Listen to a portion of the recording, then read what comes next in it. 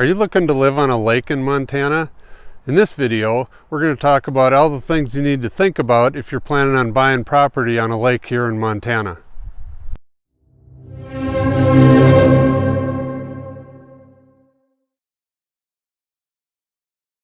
So we get a lot of questions from people that want to buy property here in Montana on a lake. And I did a video earlier about living on a river, and with lakes there's some things you need to keep in mind as well. First thing I'll talk about is one of the things you need to check. Some of the lakes here are private or they don't have public access.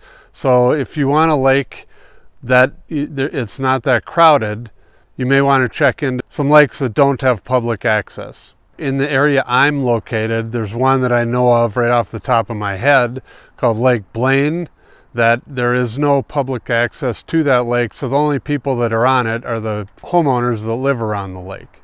And that brings up another topic that people don't always think about. Some of the lakes around here are very popular, like Whitefish Lake or Flathead Lake.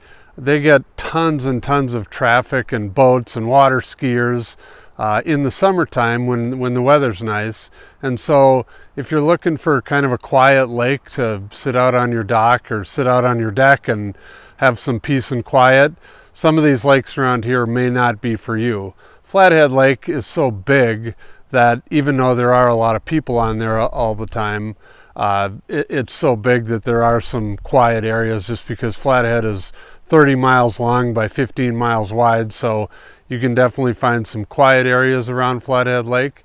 But just keep in mind there are some parts of the lake that are quite busy up on the north end around Big Fork, and summers it is pretty crowded and possibly noisy right off your back deck if you're looking for quiet. There again, kind of talking about people out in front of your house or behind your house. We talked about this with rivers. You know, if you're on a public access lake like that, or, you know, I guess even private, people can set up and fish if you happen to be in front of a good fishing spot right off of your dock, right behind your house. There's no law that just because you own the land right there that people can't use the water out behind your house. So keep that in mind. And again, what I would suggest is taking a trip, taking some time to look, to spend some time at the lake that you're looking at buying, and just go out there on a Saturday afternoon in August and see how busy it is, how crowded it is, and check it at different times of the year. And if you're good with the traffic, then great.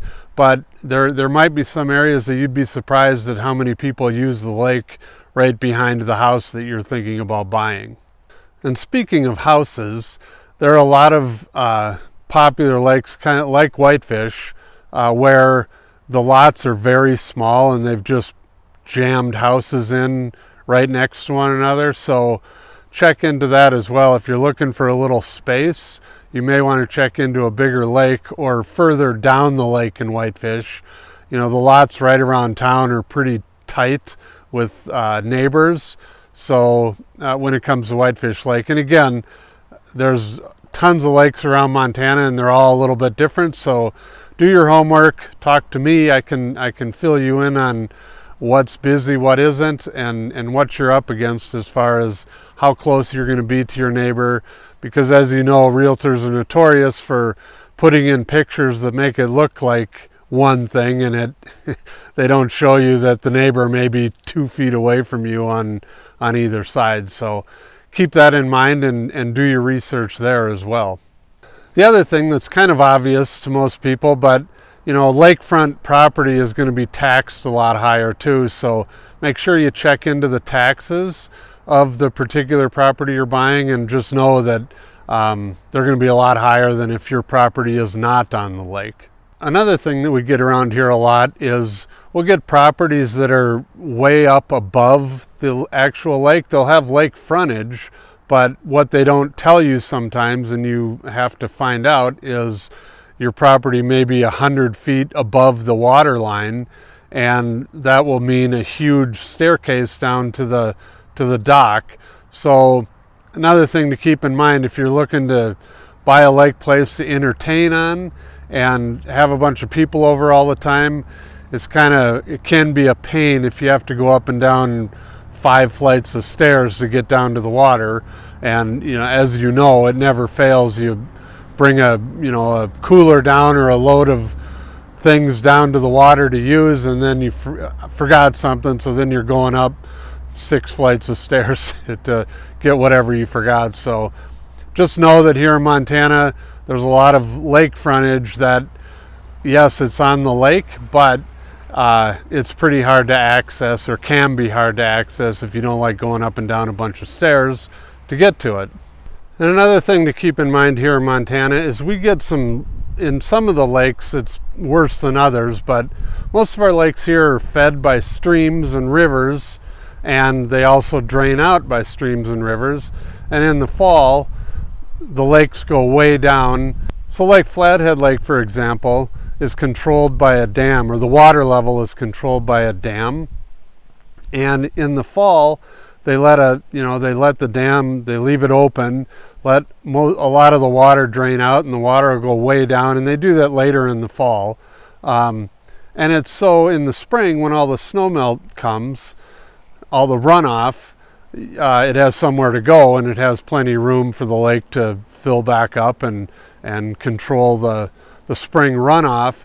But as you can see in these photos here, the docks in the spring are way down, so you can't even put your boat in here until the water level comes back up to the right height for you to obviously access your dock or get your boat up to it. So as you look here, you can see that the level of this lake right here is way down from where it is in the springtime. I'm out here in September, so obviously we're later in the year, and the water level is way down from what it was in the spring. One other thing that happens here as well is a lot of our lakes here are very deep, but like Whitefish Lake, for example, there's an area that it gets very shallow, and so there's some houses there that you can't get a boat, a bigger boat, into some of these docks just because of the water level.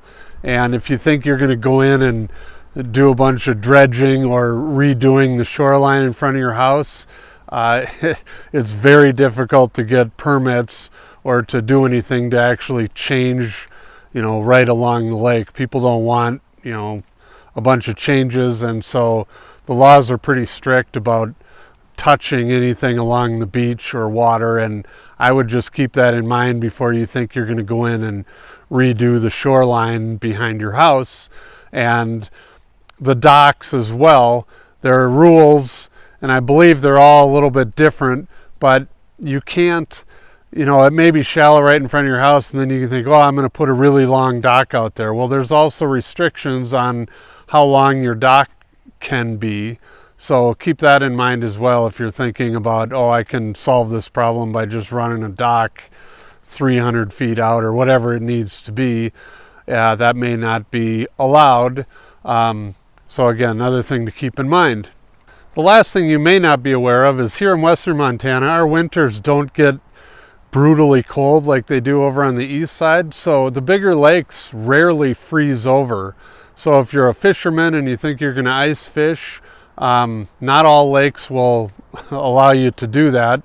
A lot of times we'll get ice right along the shore, but you can't, like say in Minnesota, you can't go snowmobiling across the entire lake or drive across the lake because our winters here in the west side of the state aren't that cold, and we don't get a huge ice pack, and it's very rare that some of the lakes even freeze over. In fact, I've been here for over 20 years now, and I don't remember Flathead Lake ever freezing all the way over.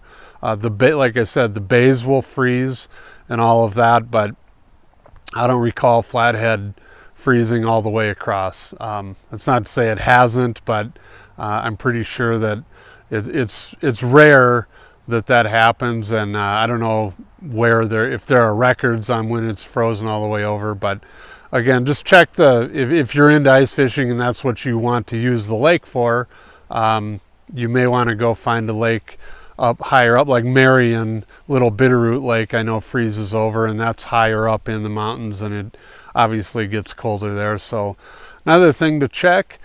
So now I can give you a few examples of some prices and availability of homes here that are currently on the market that are on lakes here in Montana.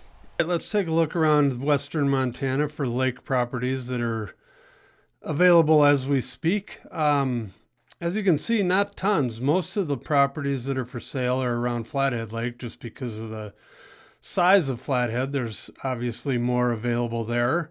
You got a few out here west of the Flathead Valley. This is McGregor Lake here. It's 2 places for sale. Then you got Marion, Little Bitterroot Lake, and Ashley Lake up here. And if we scroll back out, really there's only 2 places right now on Whitefish Lake for sale. These other ones are real small little lakes, but still lake property. This one here, this is Lake 5, I believe. Yep.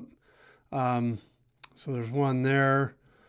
And this is Glacier Park, so obviously nothing there. But then this is Duck Lake out near Babb. It's just on the other side of East Glacier, or the east side of Glacier Park. Kind of a pretty area out there with views back to the front range of the mountains. Then up around Eureka, this is Glen Lake, I believe, right here. There's 4 places, yep. And so yeah, that is kind of the overview of all the lake properties. Once you get down in the Bitterroot Valley, most of the waterfront properties here are on the river. That's why you don't see a lot of dots. There's just this one here on a small lake near Darby. Yeah, it must almost be like a pond. But anyway, 71 places right now that are for sale. And let's give you the price range. We'll sort them out. Lowest first. You've got this one in Wolf Creek, $229. It's just a log home for on 0.17 of an acre, 600 square foot cabin for $229. And then we'll scroll through and you get to the bottom and you have at the very end of Whitefish Lake, that's one of the ones for sale. $20 million. It's 35 acres, log home. And that's at the very far end of Whitefish Lake. But you can see once you get past the 8 million mark, it shoots way up to these last 3. So if you're thinking about just buying land on a lake, I pulled up that search as well. And as you can see, it's kind of similar. There's more land available along Flathead Lake. Make it a little bigger here. But yeah, obviously more land up in Eureka. The thing about these lakes up here, you got to be careful. Some of these lakes are really, really shallow. And you may not even be able to use a boat on some of them. I won't get into too much detail, but just be aware if you're looking up in that area. Obviously on the reservoir here, there's plenty of depth and room for your boat. Only one place over here on Bitterroot Lake in Marion. And so, yeah, and again, nothing in the Bitterroot Valley here. So let's look at the prices of land out here. 57 places for sale right now. Let me sort it lowest first. So there's one in Rexford. This is near the reservoir here, $95,000 for 0.21 acres.